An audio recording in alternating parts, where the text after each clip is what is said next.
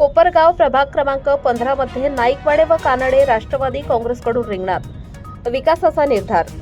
कोपरगाव नगर परिषदेच्या सार्वत्रिक निवडणुकांची जोरदार तयारी सुरू झाली असून प्रभाग क्रमांक 15 मध्ये राजकीय वातावरण रंगतदार झाले आहे। या प्रभागातून राष्ट्रवादी काँग्रेस पक्षाकडून विनोद साहेबराव नाईकवाडे व स्वप्नाली वैभव कानडे यांनी उमेदवारी अर्ज दाखल केले आहेत। आमदार आशुतोष दादा काळे यांच्या मार्गदर्शनाखाली या दोन्ही उमेदवारांची निवड करण्यात आली आहे। प्रभागातील पाणी टंचाई, रस्त्यांची दुरावस्था, वीज समस्या, स्वच्छता आदी प्रश्नांना प्राधान्य देत मतदारांना दिलेल्या आश्वासनांमुळे चर्चेला उधाण आले आहे। प्रभागातील नागरिकांच्या सेवा कार्यात कोणतीही तडजोड करणार नाही असा विश्वास दोन्ही उमेदवारांनी व्यक्त केला। विनोद नाईकवाडे हे 35 वर्षांपासून सामाजिक आणि लोकसहभागातून विविध क्षेत्रात कार्यरत आहे, तर स्वप्नाली कानडे या महिलांच्या प्रश्नांवर लक्ष केंद्रित करून प्रभागातील सर्व घटकांसाठी आवाज उठवणार असल्याचे त्यांनी सांगितले। प्रभाग क्रमांक 15 हा ऐतिहासिक वारसा लाभलेला प्रभाग असून शुक्राचार्य महाराजांच्या प्राचीन मंदिरामुळे हे ठिकाण विशेष ओळख राखते। गावाचा व प्रभागाचा विकास साधण्याचा संकल्प दोन्ही उमेदवारांनी व्यक्त केला आहे। या उमेदवारांच्या राजकीय प्रवेशामुळे प्रभागामध्ये निवडणुकीची चुरस वाढली असून मतदारांमध्ये चर्चांना उधाण आले आहे। राष्ट्रवादी काँग्रेस पक्षाच्या नेतृत्वाखाली प्रभागाचा वेगाने विकास होईल असा विश्वास पक्ष कार्यकर्त्यांनी व्यक्त केला आहे। नमस्कार, मी विनोद साहेबराव नाईकवाडे। मी गेली 35 वर्षापासून राजकारणात काम करतो। मला सामाजिक कार्याची, कोणाच्या सुखादुःखात उभं राहण्याची आणि ऐतिहासिक वारसा लाभलेल्या अशा शुक्राचार्य मंदिराच्या तिथं मी जन्म घेतलेला। मंदिरासाठी काहीतरी करायचं, माझ्या गावासाठी काहीतरी करायचं, माझ्या प्रभागासाठी काहीतरी करायचं, हा माझा मेन उद्देश। स्थानिक उमेदवार म्हणून मला म्हणजे जनतेने उभं केलेलं, त्यात आमदार आशुतोष दादांनी मला साथ दिली। प्रथमतः मी त्यांचे आभार मानतो की ते प्रथम मी पार्टीत प्रवेश केल्यानंतर त्यांनी मला उमेदवारी दिली। आणि स्थानिक माणसाला म्हणजे स्थानिक लोकांचंच म्हणणं होतं की स्थानिक माणूस पाहिजे आम्हाला।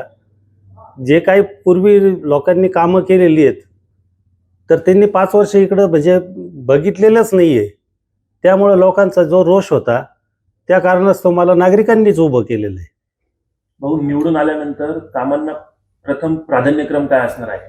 प्रथमतः मी म्हणजे रस्ते आणि स्मशानभूमीचा जो माझा मेन उद्देश आहे की स्मशानभूमीचा गेली 40 वर्षापासून रस्ता नाही आहे स्मशानभूमीत जायला।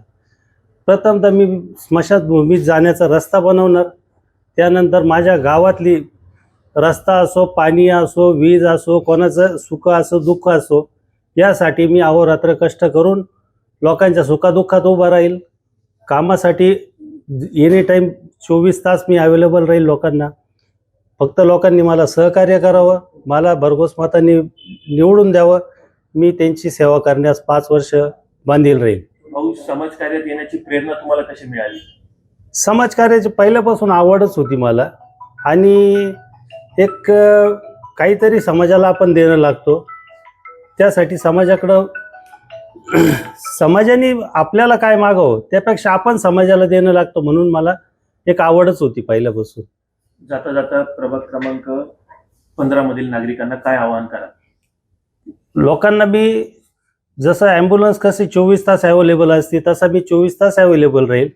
लोकांनी माझ्यावर विश्वास जर टाकला तर त्या विश्वासाला मी म्हणजे कुठेही तडा जाऊ देणार नाही।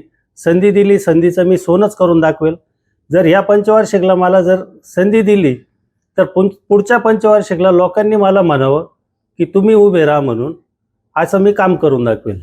भाऊ, आपल्याला या ठिकाणी युवकांचा आणि महिलांचा चांगला प्रतिसाद भेटला आहे, तर आपण निवडून आल्यानंतर युवकांसाठी आणि महिलांसाठी काय विशेष योजना राबवणार आहात? मी प्रथमतः माझ्या प्रभागामधील जे युवक व्यसनाधीन झालेले आहेत त्यांना व्यसनापासून प्रथमतः मी वेगळं करणार, म्हणजे व्यसनमुक्तीचा माझा मेन उद्देश आहे।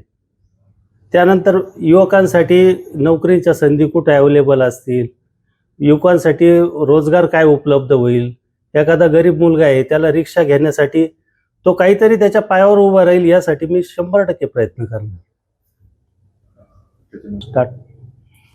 महिलांसाठी माझा म्हणजे उपक्रम असा राहील की प्रत्येक महिलेचा म्हणजे तिला रोजगार कसा मिळेल, तिच्या स्वयंभूतीच्या पायावरती कशी उभी राहू शकेल, म्हणजे तिचा कुटुंबाचा तिच्या म्हणजे माणसानी काय कुटुंबाची जबाबदारी घ्यावी, महिला सुद्धा कुटुंब चालवून दाखवू शकते, हे आमच्या इथल्या महिला म्हणजे एक प्रेरणा ठरेल लोकांना. असे उद्योग व्यवसाय आम्ही महिलांसाठी चालू करणार आहोत. बचत गटाच्या माध्यमातून असो, कोणाला जर समजा काही थोडीफार मदत लागली तर तो पण मी करणार. लोकांना उद्योग व्यवसाय म्हणजे महिलांना जास्त करून सबलीकरण महिलांचं करणार. माझ्या प्रभाग क्रमांक 15 मध्ये 3 वार्ड येतात. मी प्रत्येक ठिकाणी माझा टोल फ्री क्रमांक लावणार. जे अडाणी लोक आहेत त्यांचा एक व्हॉट्सअप म्हणजे ग्रुप बनवणार. व्हॉट्सअप ग्रुपमध्ये माझा जो नंबर राहील, लोकांनी मला 24 तासात कधीही फोन करो.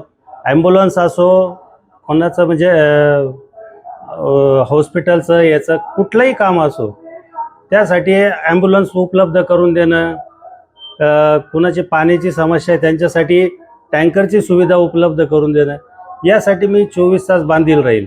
आणि टोल फ्री नंबरवर तुम्ही फोन केला की मी 5 मिनिटात कुठंही असो तिथं हजर राहील. नाही तर माझा प्रतिनिधी तरी तिथं कमीत कमी पोहोचेल. विनोददादा नाईकवाडे जे आहे तर त्यांना गावकऱ्यांनी उभं केलेलं आहे. सर्वांची इच्छा होती स्थानिक मनुष्य असावा, त्यानिमित्ताने त्यांना उमेदवारी मिळालेली आहे. आणि त्यांनी गावाच्या विकासाकडं, युवकांच्याकडं आणि महिलांकडं त्यांचं हे कसे होईल, प्रगती कशी होईल यासाठी त्यांनी लक्ष द्यावं. हा परिसर जो आहे तो हा ऐतिहासिक धार्मिक पार्श्वभूमी असलेला परिसर आहे. ह्या ठिकाणी अख्ख्या महाराष्ट्रात, भारतामध्ये नसलेलं ठिकाण जे शुक्राचार्य महाराजांचं मंदिर आहे, त्या मंदिराकडे सुद्धा त्यांनी लक्ष द्यावं अशी आम्ही सगळ्या गावकऱ्यांच्या वतीने त्यांना विनंती करणार आहोत. आणि त्यांनी समाजकार्यामध्ये, राजकारणामध्ये व्यवस्थित लक्ष द्यावं. आणि तसंच त्यांनी जे काही कबूल केलेले आहे, ज्यांनी व्हिजन दिलेलं आहे कोपरावासाठी, या गेट परिसरासाठी, तर त्या व्हिजनप्रमाणे त्यांनी काम करावं अशी आमच्या गावकऱ्यांची सगळ्यांची इच्छा आहे.